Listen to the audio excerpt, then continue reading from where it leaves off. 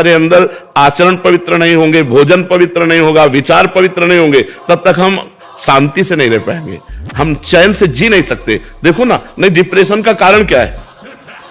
व्यर्थ चिंतन, निगेटिव चिंतन। ये क्यों आ रहा है? क्योंकि आपकी बुद्धि खराब हो गई है, बुद्धि काट नहीं पा रही चिंतन को, वही डूबती चली जा रही, वही डिप्रेशन में पहुंच। अधिक डिप्रेशन हो गया तो मरने का भय या मर जाना, दो बातें आती है। हर समय मरने के भय से डरता रहता है या मर जाऊं ऐसा लगता है। तो ये सब बातें बचाने के लिए ही हम बोल रहे हैं कि आप सावधान रहिए, आप गंदे आचरणों को त्यागिए। हमारा समाज बिगड़ रहा है, टोटल समाज बिगड़ रहा है। छोटे छोटे बच्चे बच्चियां अपने आदतों से गलत मार्ग में जा रहे हैं, इसको कौन रोकेगा? माँ बाप से कहते तो कहते आप चुप रहिए, हम समझदार हो चुके हैं, अपना देख लेंगे। शास्त्र पढ़ना नहीं, समाज को सुधारेगा कौन?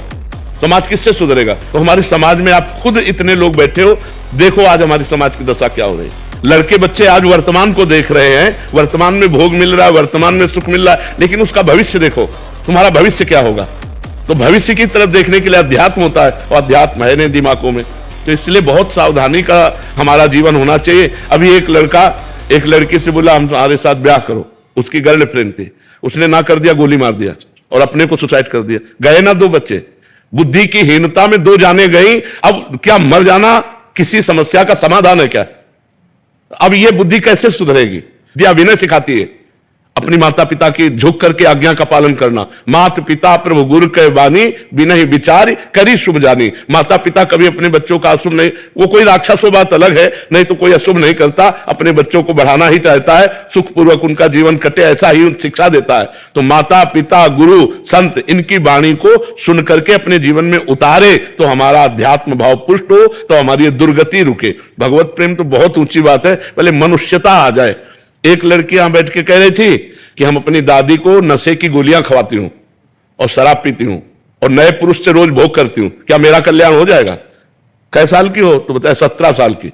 अब बोलो, जो अभी पढ़ने की अवस्था है, अभी जीवन को उन्नति में, वहां तुम इस आचरणों में उतर गए, जब क्या तुम्हारा जीवन बचेगा?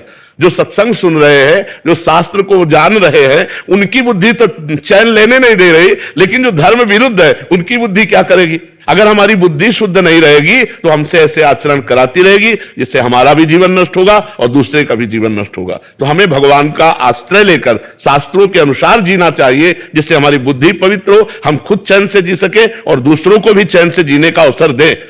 अब पति है, विश्वास करता है कि तुम हमारी अर्धांगिनी, तुम जहर दे रही हो, तुम बॉयफ्रेंड के साथ मिलकर उसके साथ धोखा कर रहे हो। पत्नी अर्धांगिनी है, उसने पूरा जीवन दे दिया, तुम पुरुष होकर के दूसरी स्त्री का सहयोग कर रहे हो और अपनी पत्नी के साथ छल कर रहे हो। तो